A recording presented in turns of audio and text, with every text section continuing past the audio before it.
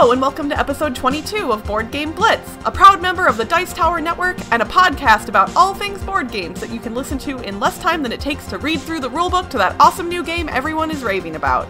This week, we're talking about rules.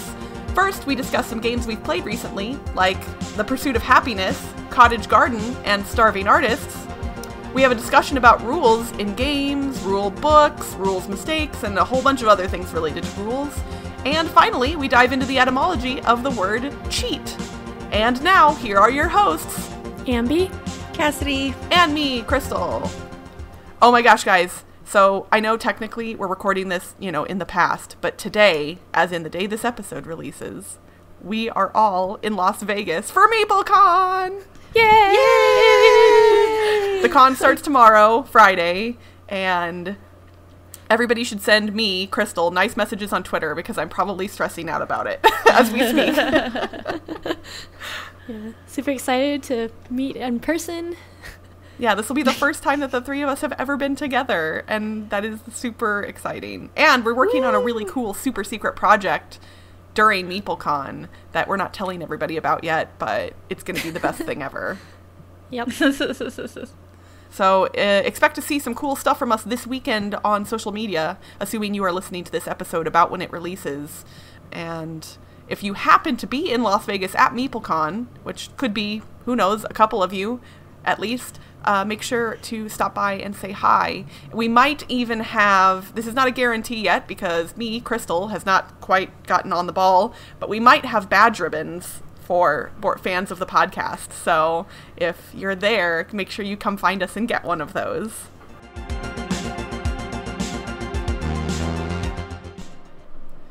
I promise we're going to get to the main part of the episode in just a sec, but we have something really special to tell you first. In an effort to help our podcast grow and assist us in creating more and better content, we just launched our Patreon page. You will always be able to listen to our podcast free of charge, but we wanted to give our listeners a way to support us directly if that happens to be something that interests you. To become a patron, just go to patreon.com/boardgameblitz and pledge at whatever level you'd like. We have pledge levels starting as low as $1 per month, and we're offering some pretty cool perks to our patrons. If you choose to support us financially, we think that's amazing. But please know that even listening and sharing our content with your friends means the world to us. So thank you so much for continuing to support our show in any way you can.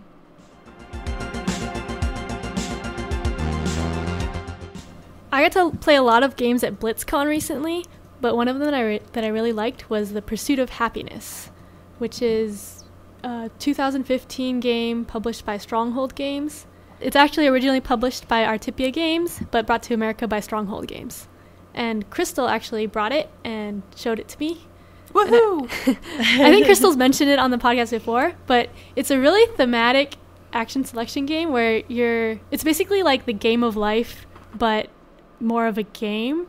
Like you actually get to decide things. Yeah, but the theme is really like the game of life. Like you're a person, you're getting different jobs and different relationships, and you get like different points based on what type of, or like what level of job you can get, and you have to spend different resources like knowledge, creativity, and something else in order to get your different jobs.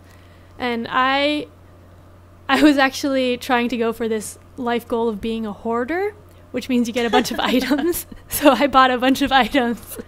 And I had, one of the items was like a board game collection. So I had a board game collection, a video game collection, a bunch of game-related items. And I thought that was really fun. That sounds awesome. Yeah. But yeah, basically the gameplay is you have these worker pawns, and you can do so many hours of work a day. I think each pawn is like an hour, and then you have to go to different locations in order to do the things. But if you do the same thing twice, like if you try to get 2 items, then it costs you stress. So you have to like balance out what you're doing, and you don't want to get too stressed because basically the game ends by everyone dying, and you die if you have a lot of stress, which I also think is kind of thematic. Because stress kind of, you can get permanent stress added on, which makes you less healthy. And then the rounds go on and you get into old age, and when you get into the super old age, everyone just gets a bunch of stress and dies automatically. So the timing for the game, like, everyone does die at the end of the game. Like, that's how the game ends, and once you hit the later rounds, the stress that gets added automatically usually will cause everyone to die, like, within the course of 1 or 2 rounds. Yeah, when we played, we all died in the same round. Oh my gosh.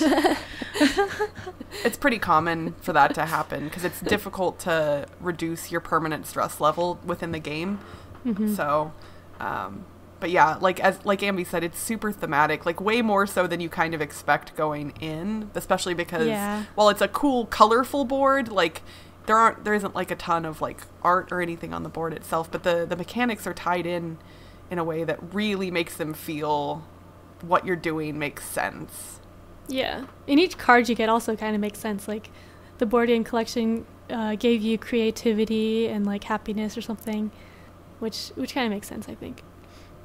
Yeah, that actually sounds like a lot of fun. I've had my eye on it for a while. I just haven't been able to get a game. Yeah, and that was Pursuit of Happiness. I know it's been mentioned in a previous episode that I've been wanting to get my hands on Cottage Garden. While I don't yet own the game because it hasn't been released in the US, I did finally get a chance to play it. And I've always had a deep, deep love for patchwork, so Cottage Garden kind of took that to a new level for me. So Cottage Garden released in 2016, originally by Spielwise, and it's coming to the States from Stronghold sometime this year. I want to say this summer was the latest rumor I've heard. And it was designed by Uwe Rosenberg of Agricola and Caverna fame.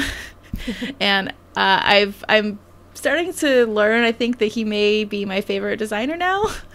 I've kind of like switched roles, I think, in my game playing, I don't know, repartee or something. Anyway, so Cottage Garden, if you're familiar with patchwork, is similar gameplay. You're competing against other gardeners to create the best garden you possibly can. Your garden will have 2 plots, which will start with some orange and blue pots, which are your points at the end of the game. And you'll have several open spaces on the board to lay your Tetris-like tiles on. I say Tetris-like because they're all uniquely shaped and can fit in some really interesting spaces on your board.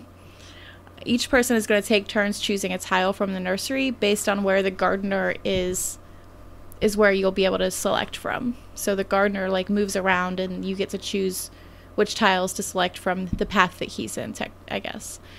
You can place your tile anywhere on your board as long as it doesn't go off the edge of the board or over another tile and, you know, other common sense things like that. You gain points at the end for all of the visible pots you have. So orange pots are 1 point and blue pots are 2 points. And the reason I say visible is because the boards will start with pots on them and they can be covered by tiles. So if you cover a pot, you would lose that point at the end of the game. So once you've completed one of the plots you have in your garden, you're going to score the points on it. And there's 2 tracks. You have an orange track for your orange pots and a blue track for your blue pots. And you're going to score those on your personal scoreboard. Each person has their own personal scoreboard, up to 20 points. And the reason it stops at 20 points is because when you complete your next plot, you can actually use different markers to go up that path. So you can get to 20 and then start a new one and go up to 20 on another one, or get up to 15 on one and go up to 10 on another. So you're not using just one victory point marker. You have 6 total, 3 orange and 3 blue. It's a really neat way to score, I think. It was really interesting. So the game ends during the 6th round. And I say during the 6th round because you want to finish as soon as you can in that round. Each turn you have to take in the 6th round, you're going to lose 2 of your victory points. So you want to end as quickly as you possibly can. By ending, I mean you want to complete your garden as quickly as you possibly can. The only other thing is you'll always have 2 garden plots. So once you complete one, you get a new one. And at the beginning of the 6th round, if one of your plots has 2 or fewer tiles on it, it just goes away. You don't get negative points for it, and then you only have to work on completing one of your garden plots. And that's Cottage Garden. Again, it should be releasing sometime this year in the US. It released 2016, I believe, during Essen by Spielwise. How many players have you played with? I played with 4. Oh, okay. Because I played with 4, and I thought the downtime was it was a little high. I think it all depends on the people you're playing with and how if they actually look in advance to see what they're going to have available to choose from. But yeah, I can see some serious downtime in that game. I think with 2 players, just like Patchwork, it would be pretty quick. Yeah, that's what I'm kind of interested in trying the solo game, actually. Oh, I didn't know there was a solo. Yeah, it's 1 to 4, so there's definitely a solo option for it. Cool. Yeah, so I'll be buying that as soon as I can.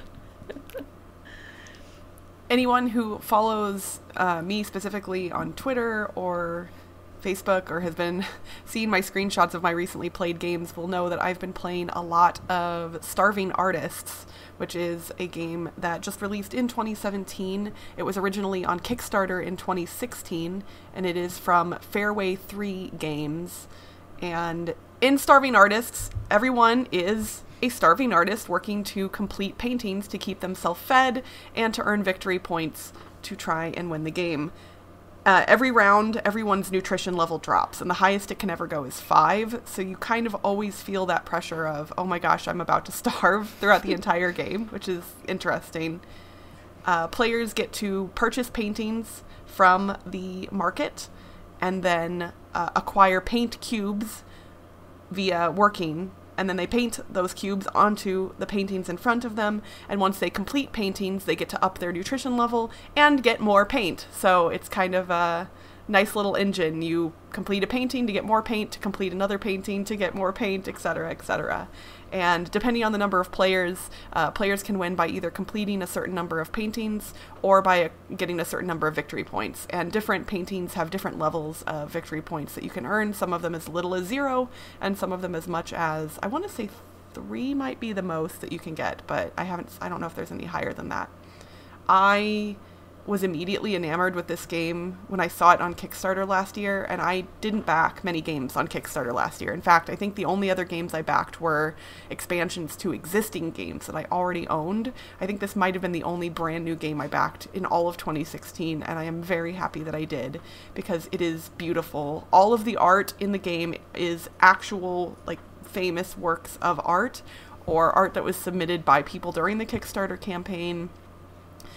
So a lot of it is stuff that people would be familiar with, but then there's also some really cool stuff that you might not be familiar with, like comic book covers and other things like that. And there are a ton of cards in the game, so every single time I've played, which has now been a lot, I've seen a whole bunch of different stuff. And my favorite painting in the whole wide world, which is The Kiss by Gustav Klimt, is in the game. So that makes me super happy, and it makes it hard not to buy it when it comes up in the market, because I love that painting so much. But it is a lot of fun. I don't know if it's hit Amazon yet, but Kickstarter backers all got their copies about a month and a half ago, and I believe it might be retail released at this point. So and I think if you've ever played the older game Pastiche, it kind of has a similar feeling to that, except in Pastiche you were combining paints to make other paints, and this doesn't have a mechanic like that.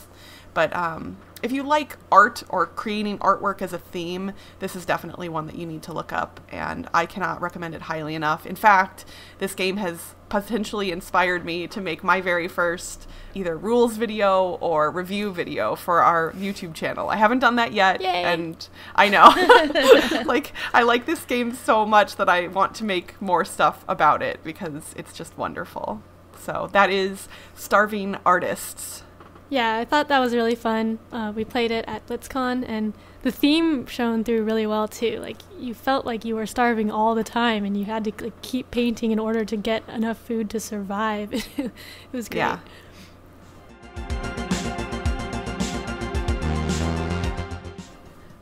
So, kind of inspired by a poll that we put up on Twitter not too long ago, we wanted to talk this week about rules and all things related to rules and rule books and what happens when you mess up the rules and everything else, because obviously the board games we play have structure only because they have rule sets, and I think we've found, at least, well, me personally, that it's kind of easy to get them wrong sometimes. Mm-hmm. So for those of you who do not follow us on Twitter, we posted a poll that said, if you had to guess, what percentage of all board games that you've played have you, at one time, played with at least one unintentional rule mistake? And we had 104 people answer that poll. So obviously this is still a small sample size relative to, you know, the world at large. But we had 42%, almost half of all respondents, say that they believe that they've messed up or they've done unintentional rule mistakes between 51 and 75% of the time, and an additional 24% said between 76 and 100% of the time. So, like, almost 3/4 of the people who responded to our poll believe that more than half of the games they've ever played, they've played with at least one unintentional rule mistake. And I think that's probably a fairly good representation of people in general. Rulebooks are kind of hard to suss out sometimes.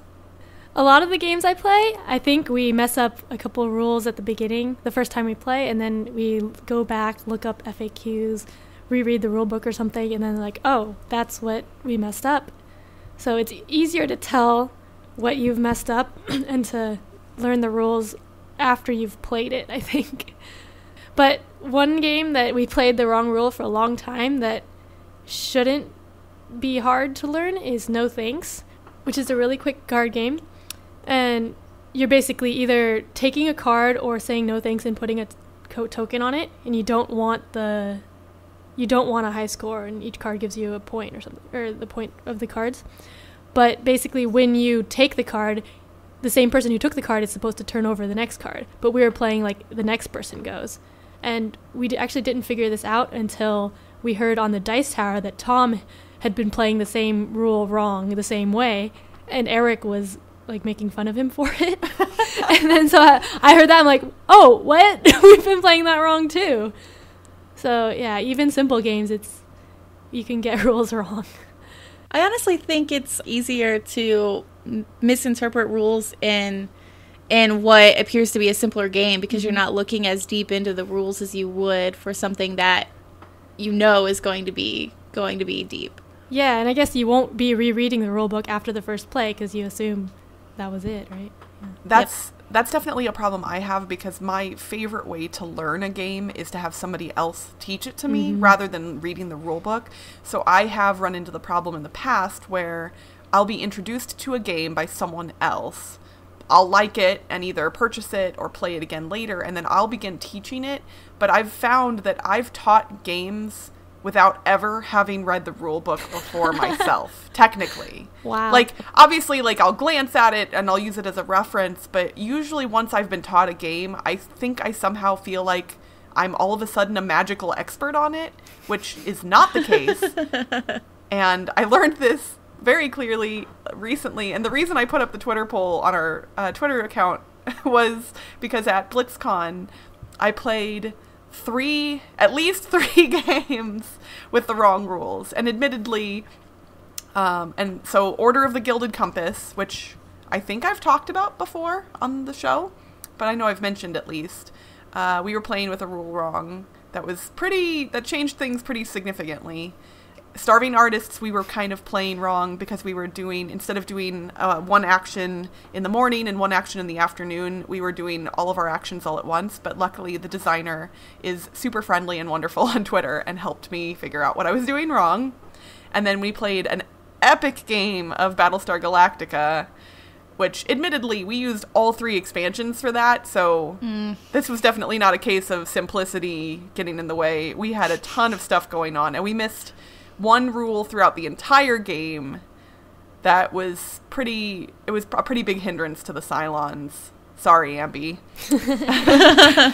And then toward the end of the game, one of the players made a mistake. They forgot something that they weren't allowed to do, and they did it anyway. Not maliciously, but just, we all kind of forget that stuff sometimes. And that kind of threw things into chaos because we had already taken a couple more turns past theirs, and it was too difficult to rewind back to the spot where we were at.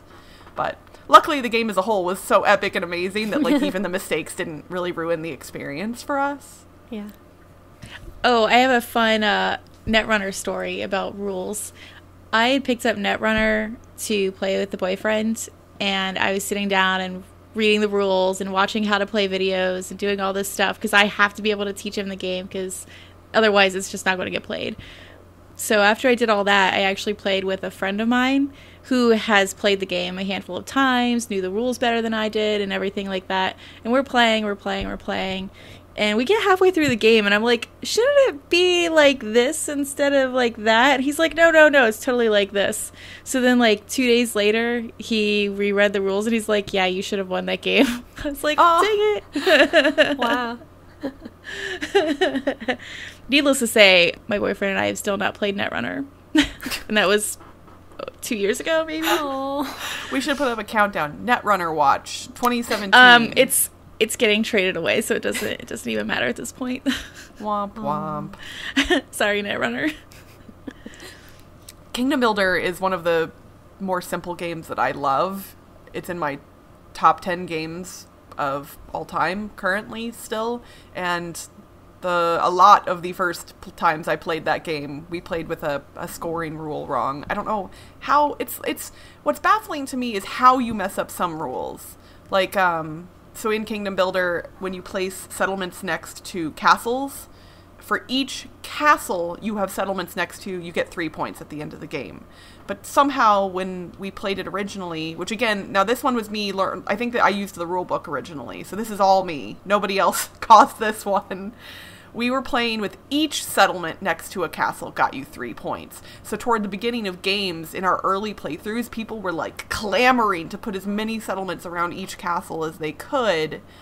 Now, so admittedly, it was a fair scoring thing, so everybody had the same opportunities technically, but it made a big difference points-wise. So I don't know. I don't understand sometimes how I mess up stuff like that, but it's kind of shaken me to the core as a gamer that I'm hello, my name is Crystal, and I'm bad at interpreting rule books. Well, sometimes it's not entirely your fault because the rule book could be bad. For example, Pret-a-Porter is a game by Portal Games, and when I first played that, I tweeted out that I was playing it to Ignacy, and then he replied saying, I hope you're not learning from the rulebook, because the rulebook is so terrible. Oh my goodness. So, yeah. Yeah, that's a good point. There are some poorly written rulebooks, and even not necessarily poorly written, but poorly structured or hard to reference. So even if all the rules are technically there, if they aren't laid out in the right order or in an easy to reference fashion, I think that can make for more rules mistakes to be possible. Yeah, and when it comes to like board layouts, when things have to be laid out a certain way, if you don't have a picture of how it should be laid out, then you've done something seriously wrong. Illustrations, so I have to read written rules to lay out a board. Great. And also, I like when rulebooks include like an example turn with illustrations. Like, here's what Sally did, and there's what Tommy did, and this is what happens, and this is what it looks like when they do those things. And obviously, sometimes space is a consideration, and there isn't enough room for that. But board game publishers, if you do not have a dedicated copy editor on staff who is not just good at copy editing, but is also good at playing board games and understanding them, you need to get on that. I've actually considered like messaging publishers since I was an English major and I'm a writer and editor by trade. I've thought about like looking into seeing if people needed rules book editors, even though that's something I've never technically done. But now that I've proclaimed myself to be bad at rule books, I've probably ruined all of my chances. But I think that actually maybe would be in my favor because like I don't know if the reason I'm bad at rulebooks is because they're bad or I'm bad at it, but maybe I could theoretically come at it from a different perspective and say, this doesn't make sense in my brain. So, if y'all looking for a rules book editor, hit me up.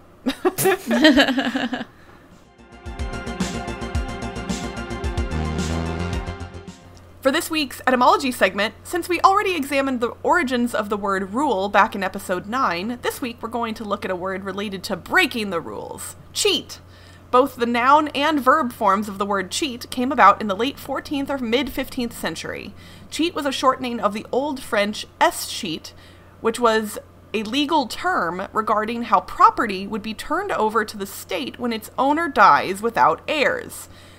When I first read that, it was kind of hard to make the jump from that to where we got today, but as you continue digging into the history, it makes a little more sense. So that word was the past participle of eschoir, meaning happen, befall, occur, take place, fall due, or lapse in the legal sense. That word stemmed from the late Latin escardere, meaning fall away or fall out. So here's where the connection comes into place. Apparently, the royal officers of old weren't always the most upstanding people. So the meaning of the word cheat and its other forms evolved over time to mean things like confiscate and to deprive unfairly. So all of those goods that were getting turned over to the state when someone passed away were maybe getting taken a little bit on the side or when they shouldn't have been or some other things like that.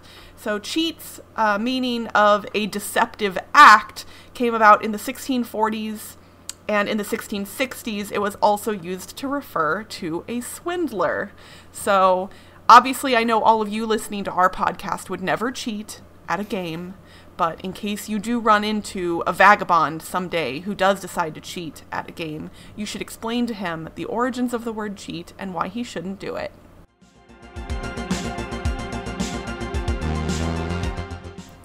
Just a reminder, there are only a few days left to enter the contest we announced in our last episode. The contest closes at 11:59 p.m. Pacific Time on Sunday, March 19th, so make sure to get your entries in ASAP to have the chance to win a copy of Ghost Blitz or Ghost Blitz 2. Woohoo! Yay! And that's it for this week's Board Game Blitz. Visit our website, boardgameblitz.com, to get links to all our social media pages, including our Facebook, Twitter, Instagram, and Board Game Geek Guild. Our theme song was composed by Andrew Morrow, technical support provided by Toby Mao. Board Game Blitz is a proud member of the Dice Tower Network. Check out all of their shows in the network by visiting dicetowernetwork.com. Have suggestions for the show or just want to say hi? Shoot us an email at boardgameblitz@gmail.com. Until next time, welcome to Blitz Club. The first rule of Blitz Club is you tell everyone about Blitz Club. The second rule of Blitz Club is, seriously, you tell everyone about Blitz Club. Bye, everyone. Bye! Bye, everyone!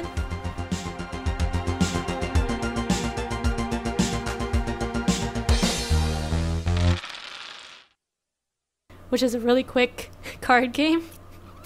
And, oh gosh, I have something in my throat.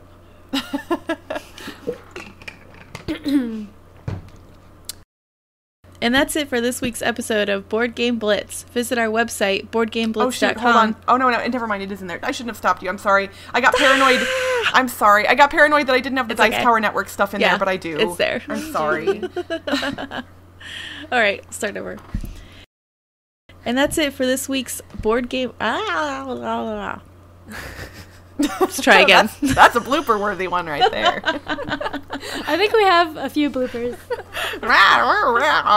This is the Board Game Blitz crew making weird noises. Take 1 billion. Okay. Hold on, I gotta calm down now.